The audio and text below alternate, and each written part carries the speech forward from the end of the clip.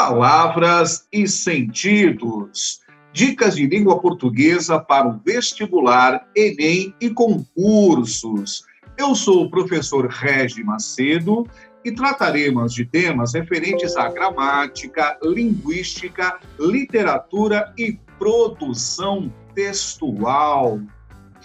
E para começar agora, vamos falar sobre as palavras homônimas. Professor Regi, palavras homônimas, mas o que será isso? Calma, se você ainda não viu ou se você não se lembra. Vejam bem, vamos dar um exemplo aqui. Eu digo assim, nesta manhã fui à agência bancária, ou fui ao banco que ainda estava fechado, por isso, sentei-me no banco da praça, ali próximo, peguei o celular e acessei o banco de dados, porque eu não banco roubo, não, né? Então, veja bem, nós usamos aqui 4 vezes a palavra banco, e em cada uma delas, o significado é completamente diferente. Eu tenho banco com sentido de agência bancária, de lugar, eu tenho banco de assento, não? Eu tenho banco de dados, e eu tenho banco do bancário bobo. Era um banco bobo, né? Eu não faço papel de bobo. Então, veja bem, é a mesma escrita, é o mesmo som, mas o significado ou os significados são completamente diferentes. Então, essas palavras são chamadas de homônimas, homófonas. Homófonas, meu Deus, complicou. Não, homo é uma palavra grega, um termo grego que significa igual, e fonia, né, significa som, microfone, telefone, não? Então, as palavras homônimas, homófonas, são as que têm o mesmo som, tá certo? As palavras, nesse caso, a palavra banco, ou as palavras banco, né? Elas, além de serem homófonas, são homógrafas. Homo igual e grafia, grafar, né? Significa escrita. Tem o mesmo som e a mesma escrita. São palavras homônimas, homógrafas, ou seja, são as chamadas homônimas perfeitas. Nós temos vários casos. No entanto, eu vou dar um outro exemplo aqui. Imagine que você estivesse aí com seu papel e caneta, eu pedisse para você escrever a seguinte oração, o seguinte período. Durante a sessão na Câmara dos Vereadores, realizada na sessão plenária, foi aprovada a cessão de recursos para a construção de uma creche. Vejam bem, nós utilizamos 3 vezes a palavra sessão, mesmo som, ou seja, são palavras homófonas. No entanto, nas 3 vezes a escrita de tais palavras, né, ela é diferente. Então, sessão, primeiramente, durante a sessão na Câmara dos Vereadores, sessão com o sentido de ajuntamento, reunião, né? Eu escrevo com um S e depois 2 S's. S-E-S-S-A-O, certo? Agora, é realizada na sessão plenária, sessão com o sentido de departamento. Lembre-se quando você vai ao supermercado, sessão de frios, sessão de grãos, tem as sessões, né? Se você se lembrar, né? Sessão, então, com sentido de lugar, departamento, se escreve com S inicial e o C cedilha, S-E, C cedilha, A-O-T-I-O. Legal? E a terceira sessão foi aprovada a sessão de recursos, sessão com sentido de concessão, de doação, de ceder. Aí se escreve com C de cebola inicial, C-E-S-S-A-O-T-I-O. Legal?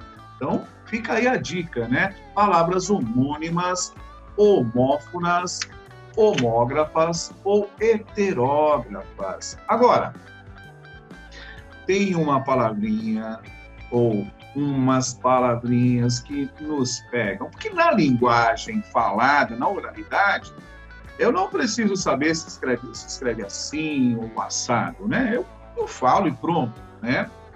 Ninguém é tão perfeccionista, né? Ao ponto, não, eu vou falar a palavra porque é junto, é separado, é com acento, sem acento, né?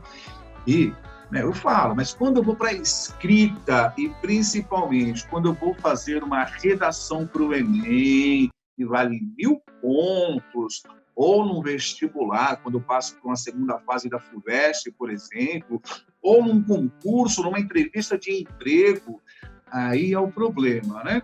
Quando eu vou para a escrita. Então, vejamos a utilização dos porquês. Quando é que eu utilizo o porquê separado, sem acento? Primeira dica, em orações interrogativas, quando o porquê vem no início. Então, um exemplo. Por que eu devo aprender isso? Por que eu devo aprender isso? Porque separado, sem acento. Mas não é só neste caso, não. Eu tenho um segundo exemplo. É importante que você saiba por que aprender isso. Veja bem, esse porquê com sentido de razão. Você saiba a razão, o motivo.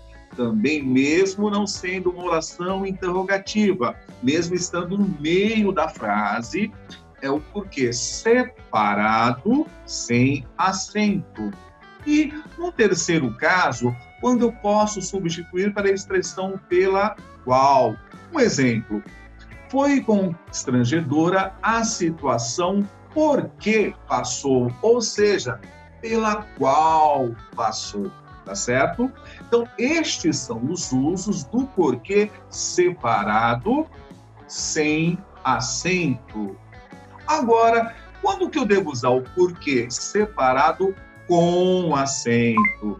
Somente no final de frases ou de orações interrogativas ou afirmativas.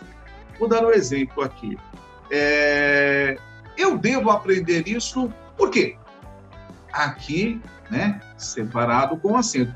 A nossa primeira intervenção sobre os porquês, eu disse, né? Por que eu devo aprender isso? Então, no início, separado, sem acento. Agora, se eu refaço essa oração, eu devo aprender isso por quê? Então, ao final de uma oração interrogativa, por quê? Separado com acento. Tá bem? E também um outro exemplo aqui. Ninguém sabe como ele veio, nem por quê. Ninguém sabe como ele veio, nem por quê. Veja bem, aqui não é uma interrogação. Ninguém sabe o motivo, né? Porque ele veio separado com acento. Veja, está no final da minha oração. E agora, quando é que eu utilizo o porquê? Junto com acento, né? O porquê junto com acento tem o valor de um substantivo. Então, é sempre precedido de um artigo ou de um pronome. Exemplos, né? Eu não sei o porquê de tanta violência, eu não sei o porquê de tanta violência, ou seja, eu não sei o motivo, a razão. Veja que aqui eu tenho um artigo masculino definido no singular, o antecedendo este porquê. Logo, ele estará junto com o acento. E eu posso dizer também, dê-me um porquê para seguir em frente, ou seja, me dê um motivo, né, para seguir em frente. Aqui também, um porquê, o porquê. Eu não sei os porquês da existência humana. Olha, o professor Regi filosofando, que legal! Mas é isso aí. Então, nesse caso, porquê? Junto com acento. E o porquê junto sem acento? Sempre para uma resposta, para uma afirmação. Você deve aprender isso porque é muito importante para a sua construção textual. Está aqui um exemplo, né? Então, esses são alguns usos da palavra porquê, tá certo? Então é isso. Nós agora vamos para um rápido intervalo e voltamos já já para falar um pouco de literatura.